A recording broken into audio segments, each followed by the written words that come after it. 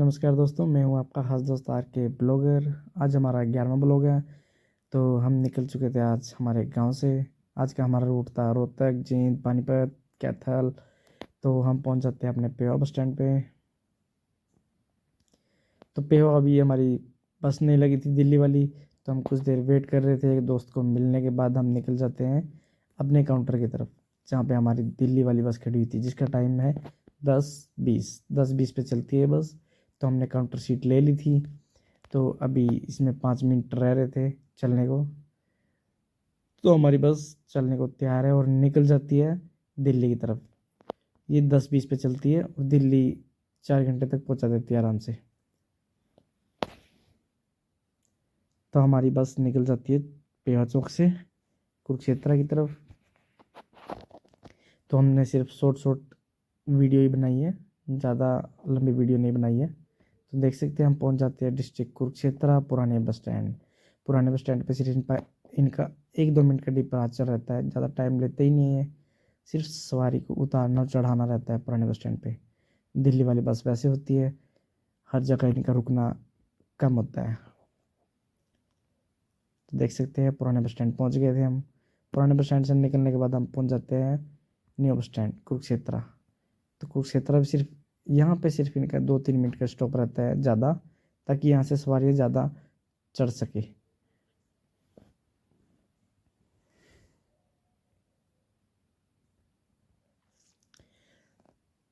तो नए bus stand से अपनी सवारी उठाने के बाद निकल जाती है हमारी बस आगे के सफ़र पर। तो हम पहुँच जाते हैं पीपली, देख सकते हैं आप। दिल्ली हाईवे आ चुका है। दिल्ली हाईवे को क्रॉस करते हुए हमारी बस चढ़ जाती है दिल्ली की तरफ।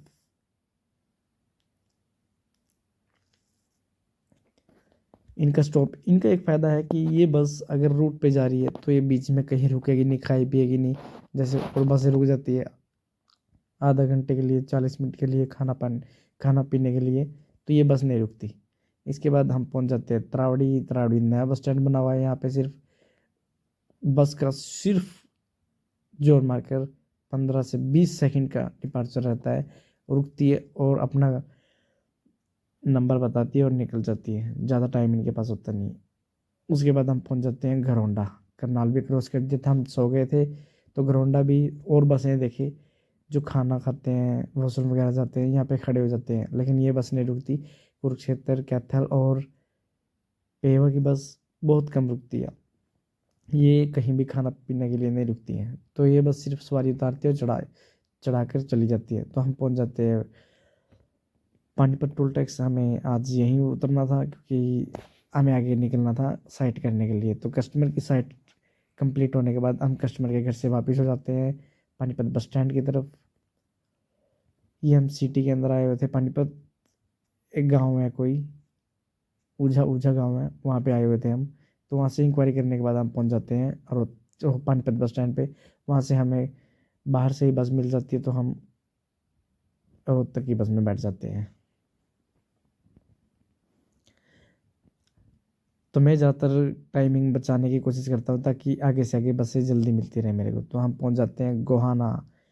गोहाना भी ज़्यादा टाइम नहीं लेती। गोहाना सिर्फ ये रूट चलता ही रहता है।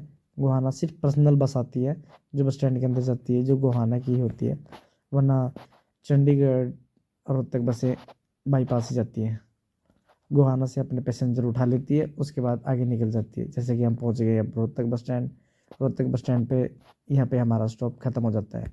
तो यहाँ पे हमें इंक्वायरी करनी थी। इंक्वायरी करने के बाद हमें वापस रोहतक से ही या तो कुरुक्षेत्र की तरफ या कैथल की तरफ निकलना था। तो कस्टमर ने हमें कुछ एड्रेस बताया था। उन्होंने कहा था कि बस स्टैंड के सामने एक पार्क है, पार्क से आपको क्रॉस करके हमारे पास आना है। तो हम पार्क में पहुंच जाते हैं। बहुत अच्छी पार्क है, यहाँ पे बहुत भीड़ लगी रहती है दोस्तों। काफ़ी पब्लिक यहाँ पे बैठी रहती है, एक्सरसाइज करती है, मौज मस्ती करती है काफ़ी।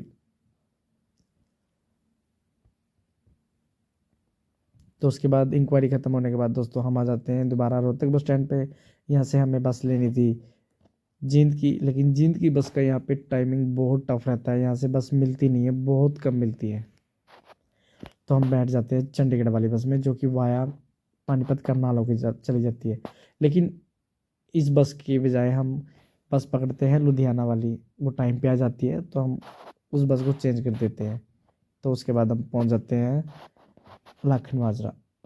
लाखन माजरा और जुलाना को क्रॉस करते हुए हमारी बस जींद की तरफ जा रही थी। टाइम बिल्कुल कम बचा होता, ड्राइवर को बोला होता कि हमें कैथल की बस पकड़नी है तो आप जल्दी पहुँचाए। तो लुधियाना वाले ने, जो दिल्ली से आ रही थी, उन्होंने हमारी कैथल वाली बस पकड़ा दी थी। सिर्फ 5 मिनट का टाइम बचा होता, तो हम काउंटर सीट लेके हमारी कैथल वाली बस में बैठ जाते हैं। कभी कभी ड्राइवर बहुत साथ देते हैं बस पकड़ाने में भी।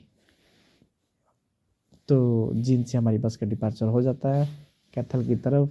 ये करीब करीब 7:20 पे चलती है, 7:15 या 7:20 पे चलती है, और 8:40 तक ये कैथल पहुंचा देती है। 8:30 8:40 तक ये कैथल पहुंचा देती है। तो अभी हम कसान पार कर रहे थे। कसान के बाद तितरम मोड़ आता है, तितरम मोड़ के बाद हम पहुंच जाते हैं कैथल। तो कैथल हमें बस उतार देती है, तो हम यहाँ पे वेट करते हैं चंडीगढ़ वाली बस का, जो हिसार से 6:40 पे चलती है। और यहाँ लास्ट बस होती है वो, यहाँ 9 या 9:10 या 9:15 पे पहुँचती है। तो हमें बस मिल जाती है, जो हमारी 9:20 पे आई थी आज बस, ये पंचकुला वाली, हिसार से पंचकुला लास्ट बस होती है ये। सर्दियों में सिर्फ यही लास्ट बस होती है। तो कैथल से हमारा डिपार्चर हो गया था, हम पहुंच जाते हैं अपने पेवा शहर में।